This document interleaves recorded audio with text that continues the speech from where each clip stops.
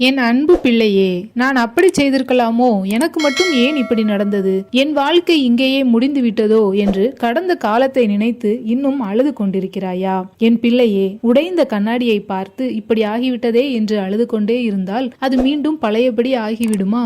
நடந்தது நடந்துவிட்டது. கடந்து போனதை மாற்ற முடியாது. ஆனால் உன் எதிர்காலத்தை நான் மாற்ற முடியும். மனிதர்கள் உன் கடந்த கால தவறுகளை பேசி பேசி உன்னை அதே இடத்திலேயே கட்டி போட பார்ப்பார்கள். ஆனால் நான் அப்படி செய்ய மாட்டேன். என் பிள்ளையே, உன் கடந்த காலத்தை பார்த்து நான் உன்னை நிராகரிக்கவில்லை. உன் தவறுகளை பார்த்து நான் உன்னை விட்டுவிடவும் இல்லை. என்னுடைய விருப்பம் உன்னை கடந்த காலத்திலேயே நிறுத்துவது அல்ல, உன்னை முன்னோக்கி நடத்துவதுதான். நான் வேதாகமத்தில் சொன்னதை நினைவில் வைத்துக்கொள். முந்தினவைகளை நினைக்க வேண்டாம், பூர்வமானவைகளை சிந்திக்க வேண்டாம். இதோ நான் புதிய காரியத்தை செய்கிறேன். ஆம் என் பிள்ளையே, உன் வாழ்க்கையிலும் நான் புதிய காரியத்தை செய்ய போகிறேன். ஆரம்பத்தில் என் சபையை துன்புறுத்திய சவுலை பார்.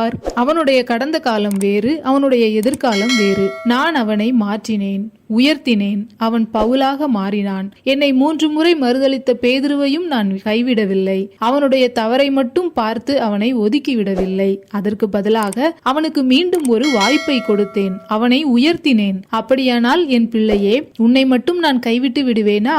உன் கடந்த காலம் எவ்வளவு மோசமாக இருந்தாலும் அது உன் எதிர்காலத்தை தீர்மானிக்க முடியாது. உன் வாழ்க்கை என் கரத்தில் இருக்கும் வரை உன் முடிவு உன் ஆரம்பத்தை விட மிகவும் மேன்மையானதாக இருக்கும். என் பிள்ளையே, இனிமேல் பின்னால் நடந்ததை நினைத்து உன் கண்ணீரையும் நேரத்தையும் வீணாக்காதே. பின்னால் பார்ப்பதை நிறுத்து. என்னை பார். உனக்கு புதிய தொடக்கத்தை கொடுக்க நான் இருக்கிறேன். உனக்காக நான் வைத்திருக்கும் அந்த அழகான பிரகாசமான எதிர்காலத்தை நோக்கி தைரியமாக அடியெடுத்து வை. உன் வாழ்க்கை முடிந்து விடவில்லை என் பிள்ளையே. உன் கதையின் அடுத்த அத்தியாயத்தை நான் இன்னும் அழகாக எழுதப் போகிறேன். என்னை நம்பு, என்னை பிடித்துக்கொள், முன்னோக்கி நட. நான் உன்னுடன் இருக்கிறேன்.